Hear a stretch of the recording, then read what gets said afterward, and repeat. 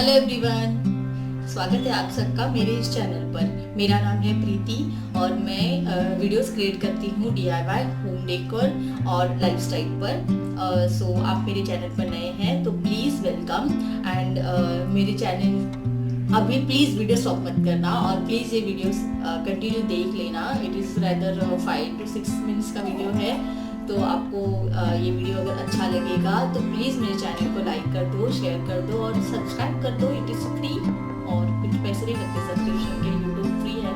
और मैंने अभी आज के इस वीडियो में एक लिविंग रूम में आप सेटअप कैसे बना सकते हो नीचे बैठने का। If you don't have a sofa at your place तो आप घर पे बैठने के लिए छोटा सा सेटअप कैसे बना सकते हो and it could be your cozy corner. So मैंने ये इस वीडियो में दिखाया हुआ है, वो भी मेरे घर में जो भी चीज़ें अवेलेबल थी, मैंने बाहर से कुछ भी परचेज नहीं किया। तो आपको लगेगी कुछ चीज़ें पुरानी हैं, यस, क्योंकि मैंने पुरानी चीज़ों से ही ये बजट डिकॉर है, तो पुरानी चीज़ों से मैंने ये सेटअप क्रिएट किया है।